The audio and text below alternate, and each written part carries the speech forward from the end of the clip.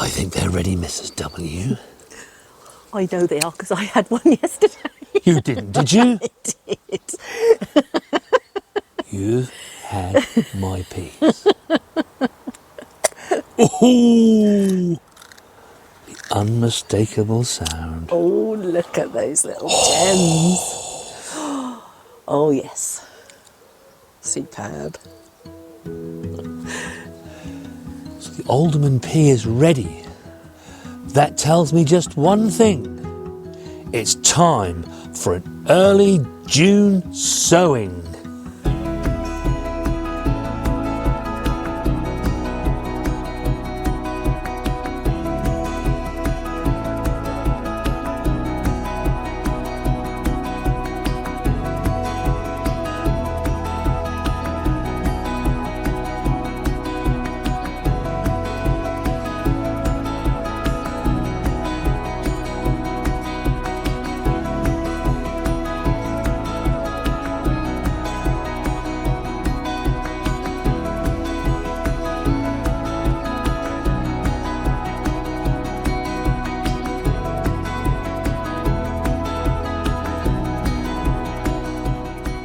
Hello and welcome back to the No Dig Norfolk Gardener. Being early June, it means that there's still lots to sow. If you thought it was all over, it certainly isn't. If we want food to eat during the autumn, winter and into the new year, then we need to be sowing things now. Now you probably just saw that Poppy was enjoying the pea pod. She likes to get in on the vegetable act as well. Poppy, were they nice? Did you enjoy the pea pod? Yeah? Did you enjoy that? I thought you might. So almost at the second half of the year. It's not too long to go now before we get to midsummer. And we'll be halfway through the year. And that's why we need to be sowing things now. And you need to be on top of it. And I guess really what you always want to be thinking is, regardless whether I say sow it now or somebody else says sow it then, always have plants ready. Amongst this Sow With Us video, we shall be looking at things that will be new to in the garden, follow-on sowings and succession sowings. And that's really what June is all about. We've done all the first sowings and we've got lots of harvest coming from the garden. But now we need to ensure that we have things for the rest of the year and into next. We're actually going to start with the purple sprouting broccoli. And I think it was Frank I was speaking to some months ago when he was asking about the broccoli, and I'd said that you can actually get a summer harvesting purple sprouting broccoli. And there is the seed. Now it's too late for us to sow now. I only bought these seeds a couple of days ago. They needed to be sown earlier in the year so that they'd be harvesting or getting ready for their harvest now. So you can actually enjoy purple sprouting broccoli all through the year. The other thing to say is that we're going to be sowing our usual claret and Rudolph. But I'm also going to be sowing a variety called early purple sprouting broccoli. And the reason for that is that when I look at the harvesting dates, Rudolph is actually going to harvest between November and January. And that's about right. Ours is normally ready December from a June sowing, isn't it? Mm-hmm. When that finishes, we normally have a gap to when claret comes ready, sort of April and into May. So what I'm going to do is to add a further variety called early purple sprouting broccoli. And that's supposed to give us a harvest between February and April. We haven't sown the early purple sprouting broccoli before. So it's something new for us. You know us, we always like to try something new. You may have done, and if you have, then do let us know in the comments if you have. And did it work out roughly of a harvest at that time of the year? And if you haven't sowed it, and you want to see what it turns out like, then do make sure you're subscribed to our channel. Because by being subscribed and clicking on the bell notifications, you'll be notified whenever we upload a video.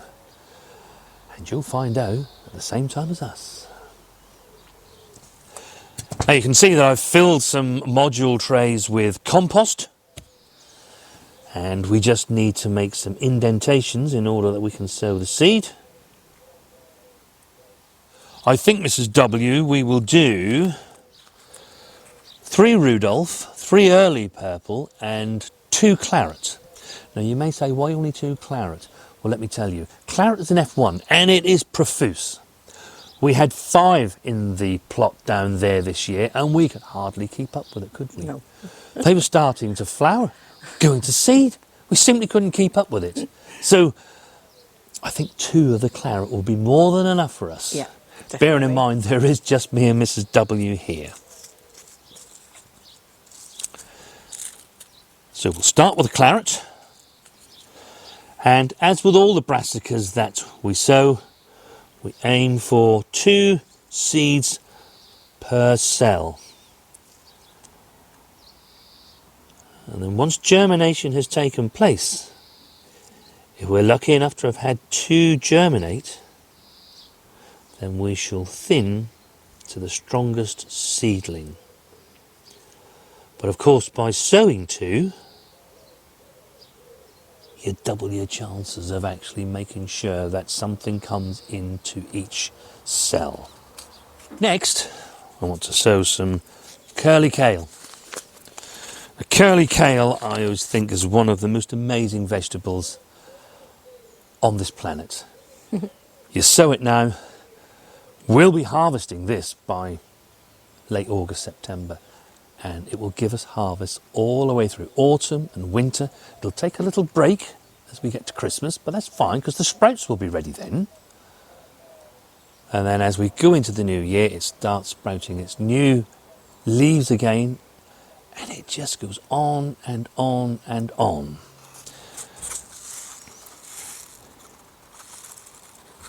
And actually, if it does decide to, if you leave it in and it does go to seed later on in the year, the butterflies and the pollinators, they absolutely love it, don't they? Yeah, they do. They really do. So now I need to do a succession sowing of the Romanesco. We've already got some in that will harvest for us during October. These will be for a harvest in November. And there's something really rather lovely about the Romanesco, isn't there, Mrs. W? Yeah, such a pretty veg, I think. Yeah. A bright lime green, and although very much like cauliflower, it's got a wonderful nutty taste to it, Yeah. hasn't it, which we do enjoy. And it looks so pretty as well, sort of like a spiral effect, isn't it? Oh yes. Next I need to sow some more pak choi, and I'm very pleased to say that this Yushu variety that we found, I know Ken, you were particularly interested to see how that did. You can see in the picture I put up now that they're out there in the plot, they've not bolted, they've not gone to seed. Indeed, myself and Mrs. W had a couple of those baby plants last evening, didn't we? We did, lovely stir fry. Yeah, a lovely duck stir fry, along with our spring onions and carrots, fresh carrots. Such a wonderful time of the year, June is, because you do get harvests, lovely, fresh, crunchy harvests. I also put some beetroot batons into it last night. Did go a little bit pink, but it was still really tasty. Yes, you did, and it was lovely. It's the first time actually I've ever sort of had beetroot stir-fried. It's not something that I'd ever thought of before, but Mrs. W put that in there, and oh, it's a whole new level of eating your beetroot, isn't it, hey? It is. It really Lovely. is.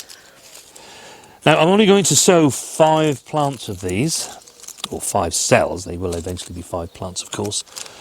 And then probably a bit later on, toward the end of this month, I'll sow another 5. And I find, especially with pak choi or bok choy, any of those, you're far better off doing little and often, because then they don't go to waste. You know, 5 we can eat within a month, and should they actually decide to bolt and go to seed, you're not really going to be wasting much. And at this time of the year, and this is probably our top tip for you for that, for the pak choi, is to sow little and often and eat them when they're only very young.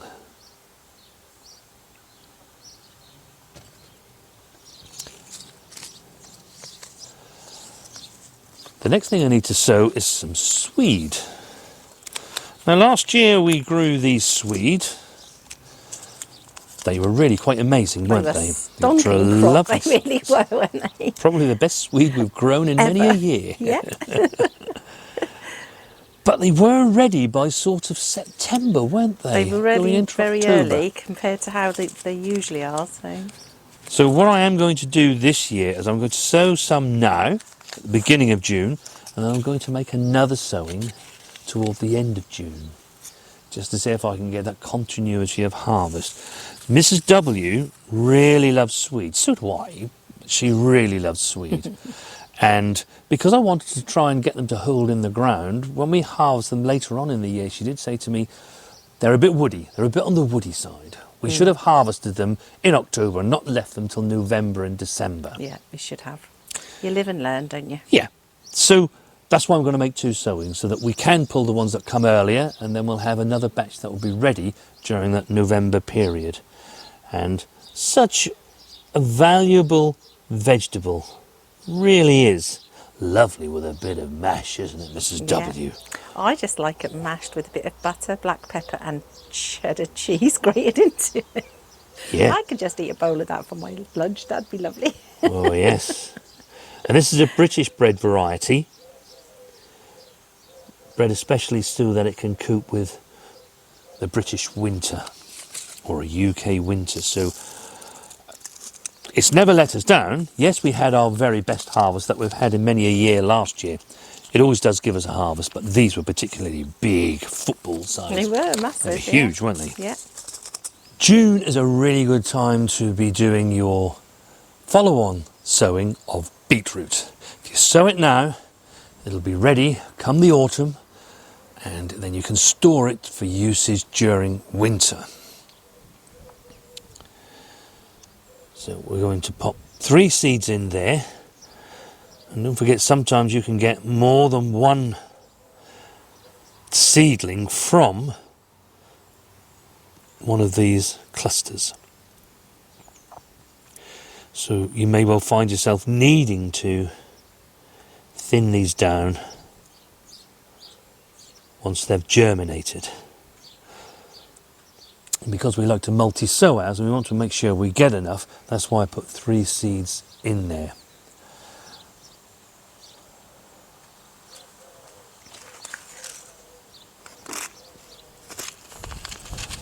So that's the Bolt Hardy.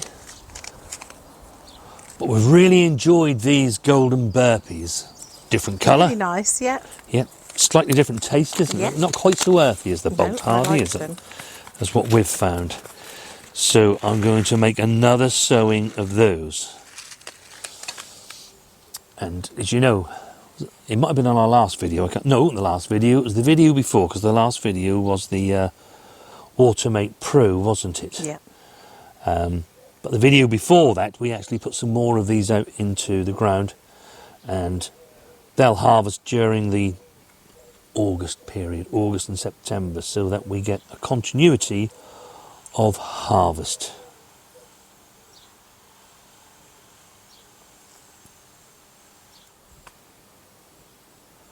Don't forget to label everything as you do it, because when you get to my age, I tell you, you easily forget exactly what you did on one particular side.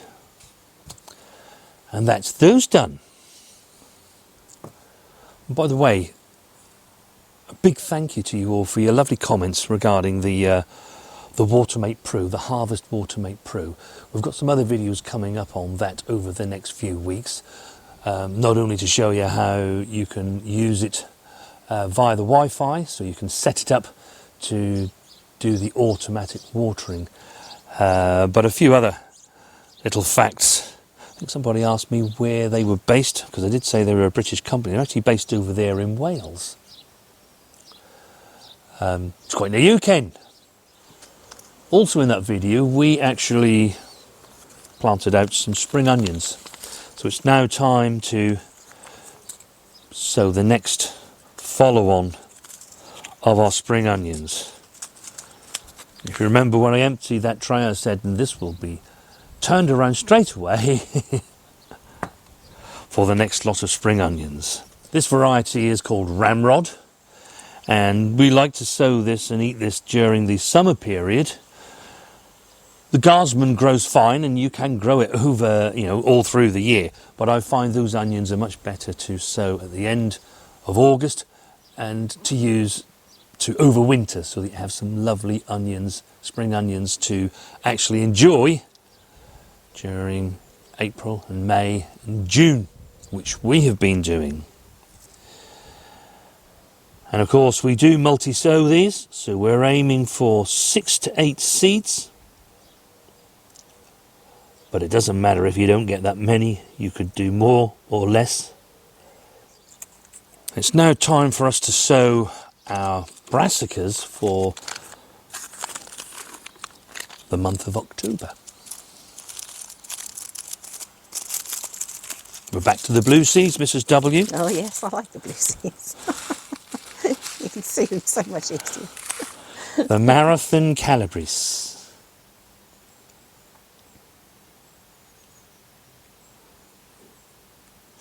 And then we want some Providence cabbage.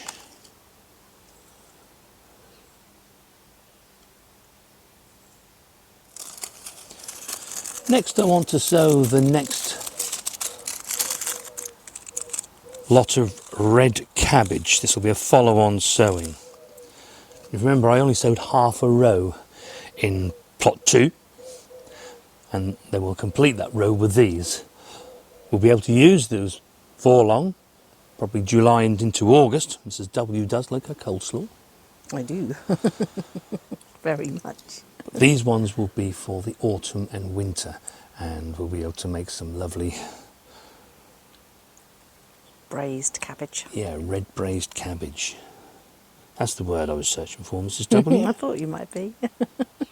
But they're lovely, they keep well, and they're lovely at Christmas, aren't they? Yeah. With your cold meats and, we mustn't wish the year away, though. No, don't do that. This next sowing I'm going to make is a cauliflower, and it's new to us. It's a variety called Oreo. Do you say it's Oreo or Ario? I would say Oreo, Yeah. but it's A-U-R, not Yeah. Oreo, O-R-O, like the biscuits. Now this cauliflower, by sowing it now, it should give us a harvest during February and March. It's unusual to have a cauliflower that will give you a harvest at that time.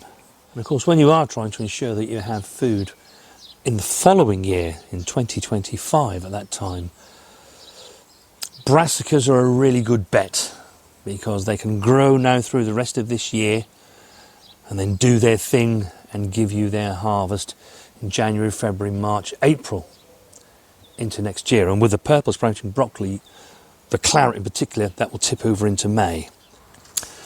Next, I need to do a follow-on sowing of radishes. Done all right with radish this year, haven't we? Yeah, really good radishes. It seems as if they grow quicker and quicker each year. Yeah, that they do. And again, these are multi-sown. 5 to 6 seeds. And when they're ready, you just twist them out. Remember the fennel that I sowed in the May sow with us? I've pricked those out, and they can grow on a little bit more before I put them out into their final growing position.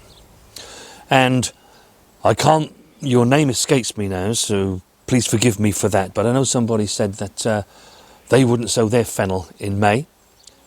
In the past, it's not really made too much difference when we sow it. It does tend to want to bolt, especially if weather conditions are extreme, So, i.e. we go very cold or it gets particularly very hot all of a sudden.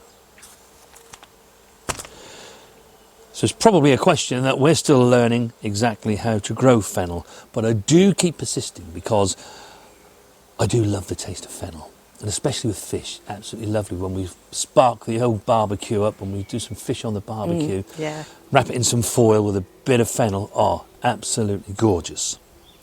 So, I did say to you, I think when I replied back to your comment, that we would also try sowing some in June too, which is exactly what we're going to do next. So I'm just going to broadcast this seed over. I'm literally just going to cover them with a bit of compost.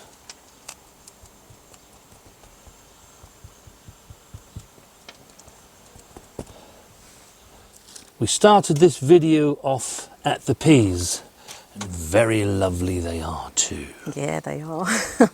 Definitely my favourites ever.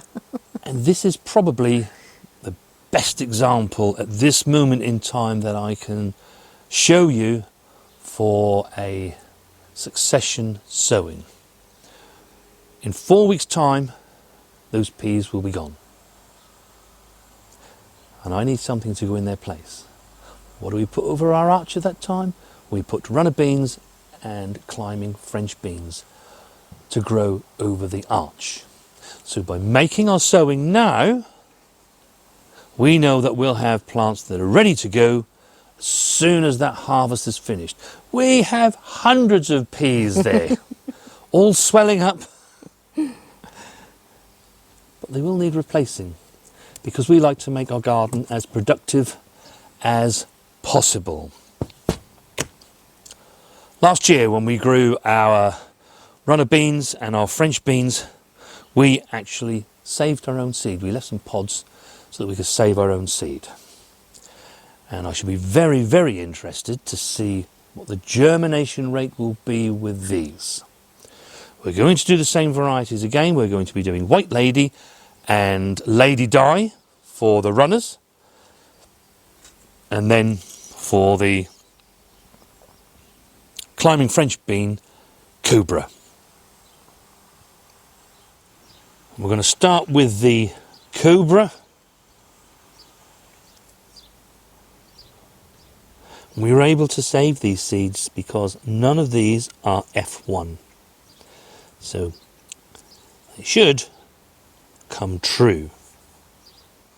You can see that the runner bean seeds are much larger, but then they do make much larger pods, and that's the Lady Di seed. They have a nice red flower, those ones do, don't they? And the White Lady have a nice white flower. All very pretty when they're intermingled.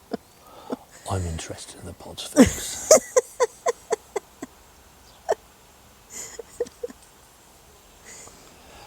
My grandson tells me, you shouldn't put anything in this garden, Grandad, that we can't eat. He did tell us that, didn't he? Oh, yes. And then lastly, the White Lady.